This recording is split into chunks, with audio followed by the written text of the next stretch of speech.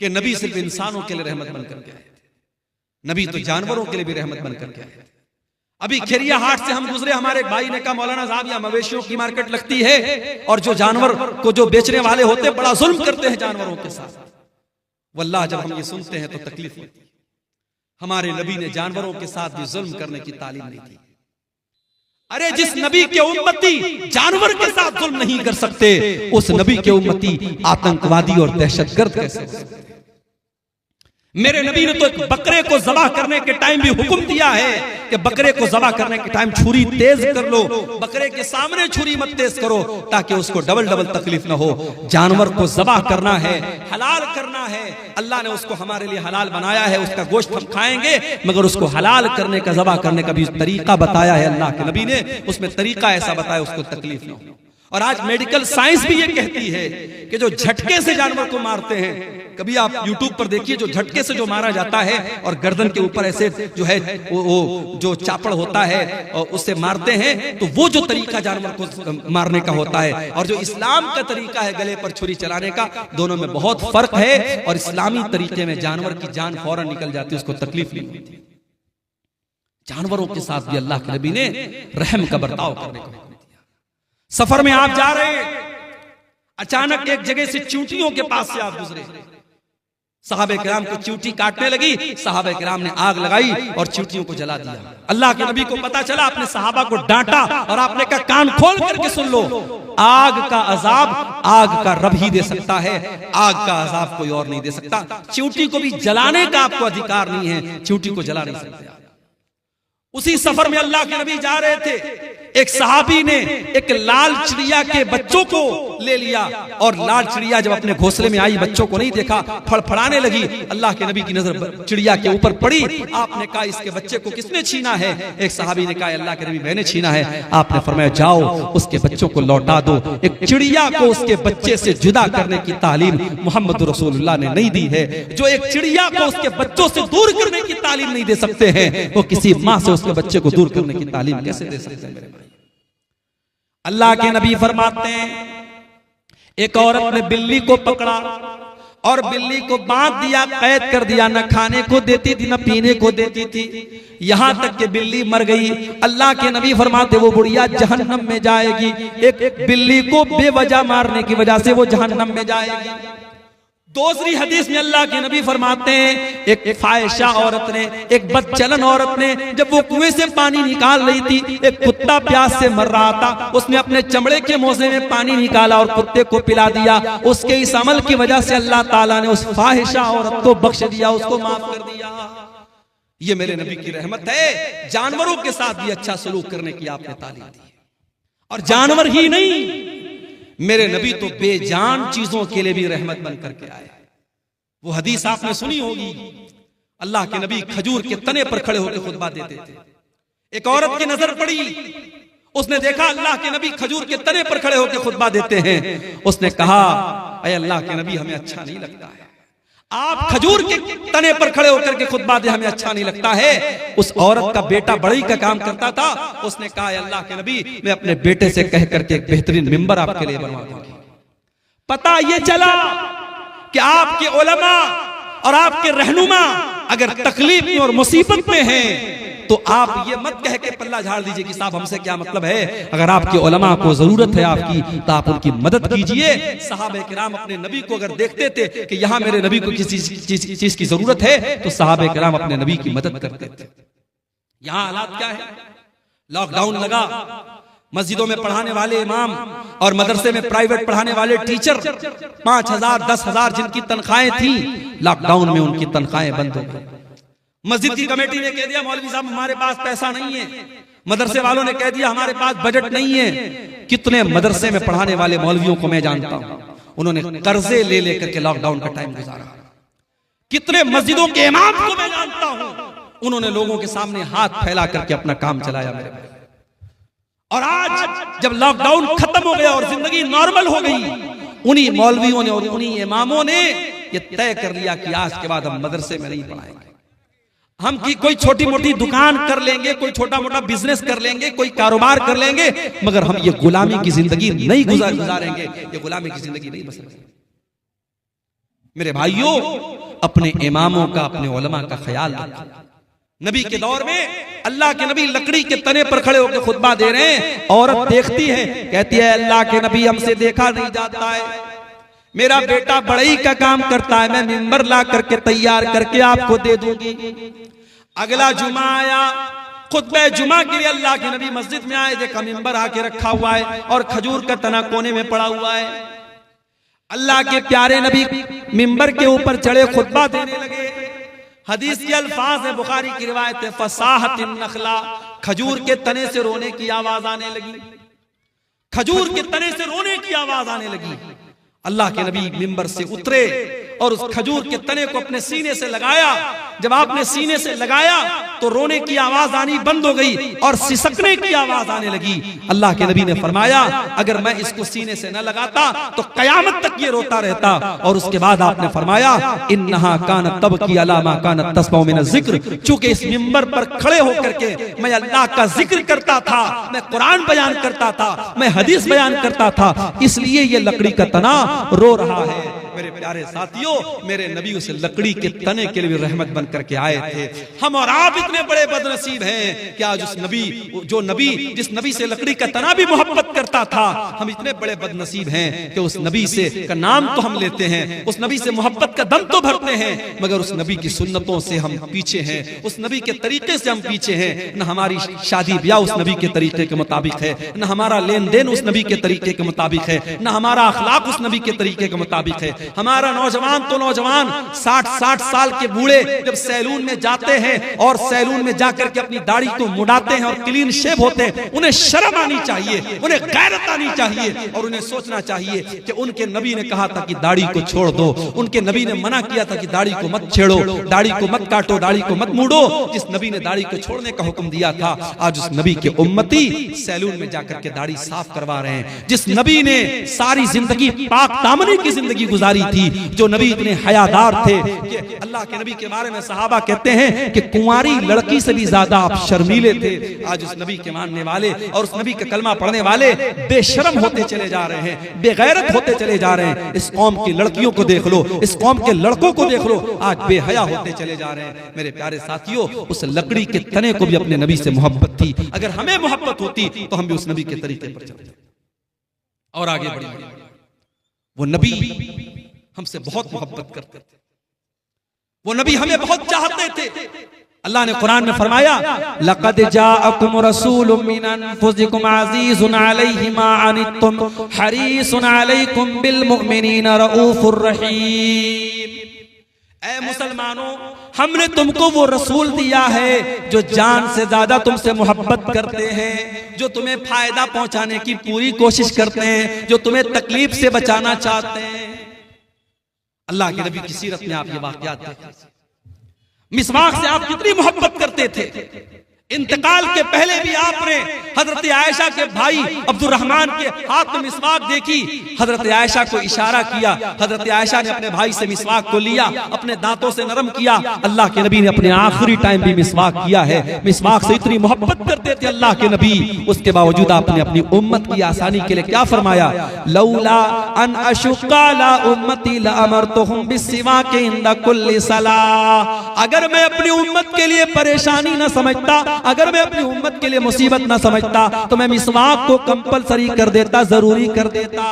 लेकिन अगर मैं मिसवाक को जरूरी कर देता मेरी उम्मत परेशानी में पड़ जाती, इसलिए मिसवाक को आपने जरूरी करार नहीं दिया। तरावीह की नमाज को देखो मेरे भाइयों, पहले दिन अल्लाह के नबी ने तरावीह पढ़ाई तो थोड़े से साहब आए, दूसरे दिन आपने तरावीह पढ़ाई तो आधी मस्जिद भर गई, तीसरे दिन आपने तरावीह की नमाज पढ़ाई तो पूरी मस्जिद भर गई, चौथी रात आप नहीं आए। जब फजर की नमाज में आप आए, आपने फरमाया मैं जानबूझ करके नहीं आया। ऐ मेरे साहबा, इस नमाज को लेकर के तुम्हारा जज्बा मैंने देखा, तुम्हारा शौक मैंने देखा। खशीत अन तुफरज़ अलैकुम, मैं डर गया कि कहीं तरावीह की नमाज तुम्हारे लिए फर्ज न हो जाए। उस नबी ने चौथे दिन तरावीह की नमाज नहीं पढ़ाई ताकि तरावीह की नमाज फर्ज न हो जाए। मेरे भाइयों, वो नबी हमसे इतनी मोहब्बत करते थे, हमारी आसानी चाहते थे वो नबी।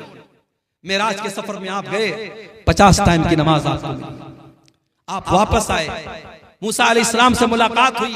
मूसा अलैहिस्सलाम ने कहा कि ऐ मोहम्मद सल्लल्लाहु अलैहि वसल्लम, कितना आपको क्या हुक्म मिला अल्लाह ताला की तरफ से? कहा कि 50 टाइम की नमाज मिली। कहा कि आपकी उम्मत नहीं पढ़ पाएगी। मैंने बनी इसराइल को आजमाया है, मैंने तजर्बा किया है, बनी इसराइल को मैंने बहुत आजमाया है, आपकी उम्मत 50 टाइम की नमाज नहीं पढ़ पाएगी। आप जाइए अपने रब से कम करवाइए।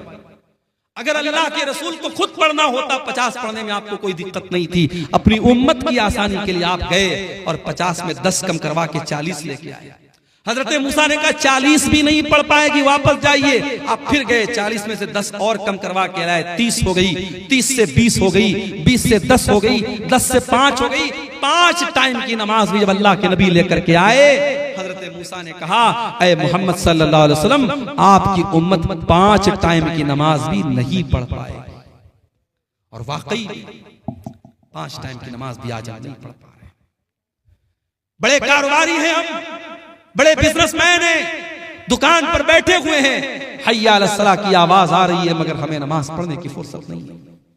रात को 2-2 बजे तक हमारे नौजवान मोबाइल पे लगे हुए हैं और फजर के टाइम 5 साढ़े 5 बजे जब फजर की अजान हो रही है और मुअज्जिन कह रहा है अस्सलातु खैरुम मिनन नौम, नमाज नींद से बेहतर है। 2 बजे तक 3 बजे तक रात में जागने वाला मुसलमान फजर की नमाज में सोया हुआ है। मेरे प्यारे भाइयों, मूसा अलैहिस्सलाम को कितना बेहतरीन तजर्बा था अपनी कौम का। उन्होंने कहा आपकी उम्मत 5 टाइम की नमाज भी नहीं पढ़ पाए।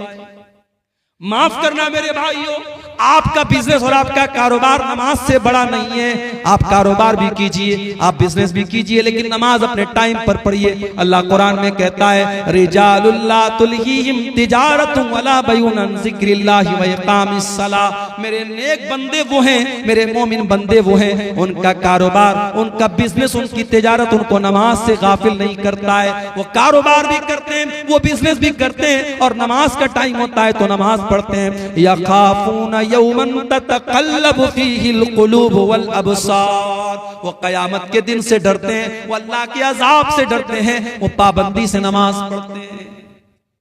नमाज के सिलसिले में आप कोई ढिलाई मत कीजिए मेरे भाई। सऊदी अरब का एक वाक़या एक आलिम ने लिखा वहां के कि एक मर्तबा में फ्लाइट में सफर कर रहा था और मेरे साथ एक फौज का रिटायर कर्नल था जो पहले फौज में काम करता था, मेरे साथ वो बैठा। कहते मैंने फ्लाइट में सफर किया, फ्लाइट से हम लोग उतरे, एयरपोर्ट पर काफी देर तक हम बैठे थे, दूसरी फ्लाइट का इंतजार कर रहे थे। मैंने एक बात नोटिस की कि थोड़ी थोड़ी देर पर वो इंसान किसी को फोन करता है और कहता है कि बेटा आपने नमाज पढ़ लिया। बार बार जोहर का टाइम आया, बेटे से पूछ रहा है नमाज पढ़ लिया। असर का टाइम आया, बेटा पूछ रहा है नमाज पढ़ लिया। मैंने पूछा ये किससे आप बार बार पूछ रहे हैं? फौज का रिटायर कर्नल था सऊदी अरब का। उसने उस मौलाना को जवाब दिया कि हाँ, ये मैं अपने बेटे को कॉल करता हूं और मैं हर नमाज के टाइम मेरा मामूल है अपने बेटे को कॉल करके पूछता हूं कि तूने नमाज पढ़ी कि नहीं पढ़ी है। तरबियत इसको कहते हैं मेरे भाई। अपने बच्चों को अच्छा खिला देना, अच्छा पहना देना, अच्छे स्कूल में एडमिशन करा देना, उनके घर बना देना, उनके लिए LIC ले लेना, उनके लिए बैंक बैलेंस बना देना।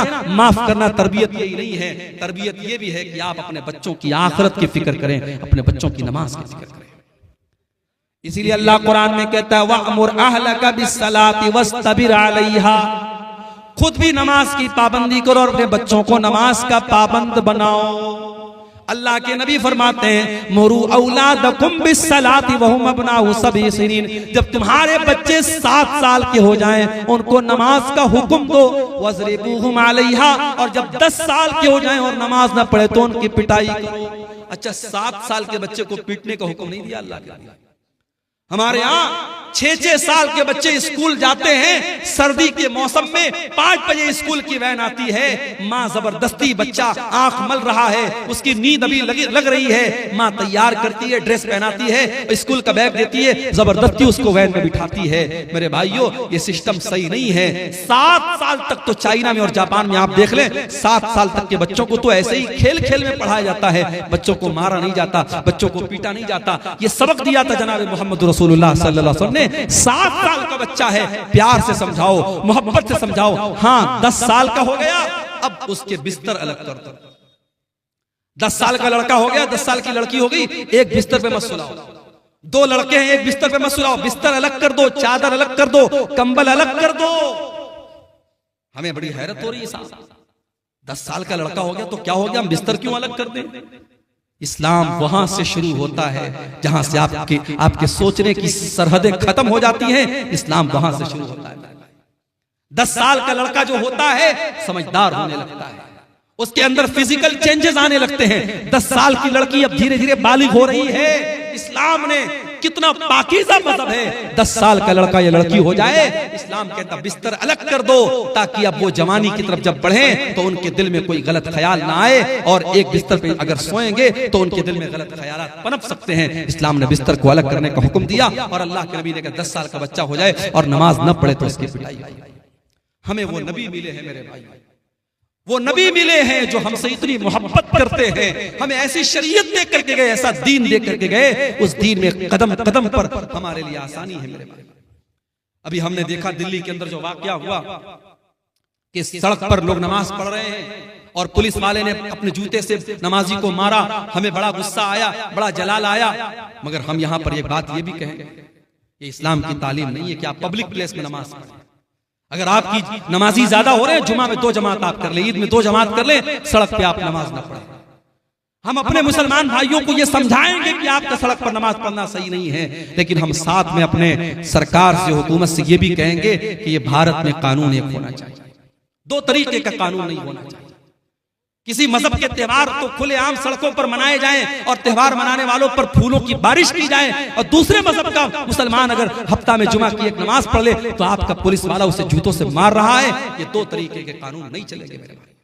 और अगर मान लो हालात कभी दुनिया में ऐसे आ जाएं, सारी मस्जिदें खत्म हो जाएं और सारे जितनी अल्लाह की मस्जिदें हैं सारी मस्जिदों को लोग ढा दे, गिरा दे, तब भी माफ करना नमाज बंद होने वाली नहीं। इसलिए कि अल्लाह के नबी फरमाते हैं 6 चीजें अल्लाह ताला ने मुझको ऐसी दी है जो किसी और नबी को नहीं दी गई। ओती तो सित्तन लम योतहुन्न आदुन क़ब्ली, 6 चीजें अल्लाह ताला ने स्पेशल मुझको दी जो किसी और नबी को नहीं दी। नंबर 1, ओती तो जवामी अल कलिम, अल्लाह ताला ने मुझको जवामी उल कलिम दिया है। अल्लाह के नबी की जुबान से छोटे छोटे जुमले निकला करते थे, लेकिन माना बहुत बड़ा बड़ा होता था। छोटी छोटी बातें, जैसे मिसाल के तौर पे अल्लाह के नबी ने फरमाया इन्नमल अमालु बिन्नियात, अमल का दारो मदार नियत पर। छोटी सी हदीस है लेकिन इसके माना और मतलब बहुत बड़ा बड़ा है। दूसरी चीज, वह नुसिर तो बिर्रोब मसीरत शहर, और मेरे दुश्मन के दिल पर मेरा रोबो दबदबा डाल दिया गया है। मेरा दुश्मन 1 महीने की दूरी पर भी अगर मुझसे हो, उसके दिल में मेरा रोबो दबदबा डाल दिया गया है। तीसरी चीज, वजुइलत लियल अर्ज़ु मस्जिदन व तहूरा, और सारी की सारी जमीन मेरे लिए मस्जिद बना दी गई है। मुसलमान नमाज पढ़ने के लिए मस्जिद का मोहताज नहीं है। कहीं पर भी जंगल में चला जाए, पहाड़ पे चला जाए, दुनिया के किसी भी कोने में चला जाए, नमाज का टाइम हो गया, नमाज वो कहीं पर भी पढ़ सकता है। पाक साफ जगह होनी चाहिए। अगर पानी नहीं मिल रहा है, उसके लिए सारी जमीन पाक बनाई गई, वो कहीं पर भी जमीन पर हाथ मार करके तयम्मुम कर सकता है। सारी जमीन उसके लिए पाक बनाई गई, सारी जमीन उसके लिए मस्जिद बनाई गई। ये हमारे इस्लाम की खासियत है। हमारा दीन बड़ा आसान दीन है। जाड़े का मौसम है, हमने मोजा पहना है, सफर में हम निकले हुए हैं, मोजा नहीं उतार रहे हैं। इस्लाम कहता कोई मसला नहीं, तुम्हें पैर धोने की जरूरत नहीं है। वजू करके अगर आपने मोजा पहना है और सफर की हालत में आप हैं तो 3 दिन तक आप उसी मोजे को पहने रहिए और उस पर मसा कर लीजिए, पैर को धोने की जरूरत नहीं है। हाँ, अगर अपने घर में है तो 24 घंटे तक आप मसा कर सकते हैं। 24 घंटे के बाद आप मोजा उतार लीजिए, पैर धो के फिर से मोजा पहन लीजिए, वजू करके फिर से पहन लीजिए। आसानियां हैं हमारे लिए। सफर में हम निकले, अभी हमारे कटिहार के बाद आबाब हैं, कल हम लोग यहाँ से जुमा पढ़ के जामताड़ा गए थे, 350 किलोमीटर दूर गए थे, सफर में निकले हैं। नमाज का टाइम हुआ, हम 4 रकात वाली नमाज को 2 रकात पढ़ेंगे। सुन्नत पढ़ने की जरूरत नहीं है, फजर की सुन्नत पढ़ेंगे, बाकी कोई सुन्नत पढ़ने की जरूरत नहीं है। 4 रकात वाली को 2 रकात पढ़ेंगे, जोहर और असर को इकट्ठे पढ़ लेंगे, मगरिब और इशा को इकट्ठे पढ़ लेंगे। आसानियां हैं कदम कदम पर हमारी शरीयत में। मेरे प्यारे साथियों, यही बात है जो अल्लाह कुरान में कह रहा है, लक़द जाअकुम रसूलुम मिन अनफुसिकुम अज़ीज़ुन अलैहि मा अनित्तुम, हमने तुमको वो नबी दिया है जो तुम्हें जान से ज्यादा प्यार करता है। औरत प्रेग्नेंट है, रोजा रखेगी बच्चे को तकलीफ पहुंचेगी, बच्चे को दूध पिला रही है, रोजा रखेगी बच्चे को दूध नहीं पिला सकती है। इस्लाम कहता कोई मसला नहीं है, औरत बाद में रोजा पूरा कर लेगी, इस्लाम उसको कज़ा करने का और बाद में रोजा पूरा करने का हुक्म देता है।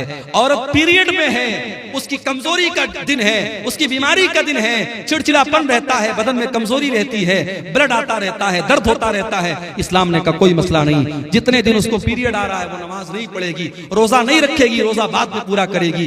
कदम कदम पर हमारी शरीयत में मेरे भाइयों आसानी रखी गई। वो नबी हमारी आसानी का बड़ा ख्याल रखते थे और वो नबी हमसे बहुत मोहब्बत करते थे। वो रातों को उठ करके हमारे लिए रोया करते थे। मेरे भाई, मेरे नबी रात को उठ करके दुआ किया करते थे, अल्लाह मेरी उम्मत का क्या होगा। और अल्लाह ताला अपने नबी को तसल्ली देता था कि आप अपनी उम्मत के लिए परेशान मत होइए, हम आपकी उम्मत के बारे में आपको खुश कर देंगे। शायर ने कितनी सच्ची बात कही है। सलाम उस पर जो उम्मत के लिए रातों को रोता था, सलाम उस पर जो फर्शे खाक पर जाड़े में सोता था, सलाम उस पर कि जिसके घर में चांदी थी न सोना था, सलाम उस पर कि टूटा बोरिया जिसका बिछौना था। मेरे प्यारे भाइयों, उस नबी से हमें वाकई में सच्ची मोहब्बत करनी चाहिए, उस नबी से वाकई में सच्ची मोहब्बत करनी चाहिए। और वो नबी सिर्फ दुनिया में हमारे काम नहीं आ रहे हैं, बल्कि आखिरत में भी हमारे काम आएंगे। अल्लाह के नबी फरमाते हैं, अना सय्यदु वलद आदम यौमल क़ियामा, क़यामत के दिन सारे आदम की औलाद का सरदार मैं रहूंगा। व अव्वलु मन यनशक्कु अन्हुल क़ब्र, और क़यामत के दिन सबसे पहले मेरी कब्र फटेगी। व अव्वलु शाफ़ीन, और क़यामत के दिन जब सारे नबी अपना पल्ला झाड़ लेंगे और कह देंगे मैं आज किसी की सिफारिश नहीं कर सकता, तो सबसे पहले मैं सिफारिश करूंगा और सबसे पहले मेरी सिफारिश कबूल की जाएगी। वो नबी क़यामत के दिन भी हमारे काम आएंगे।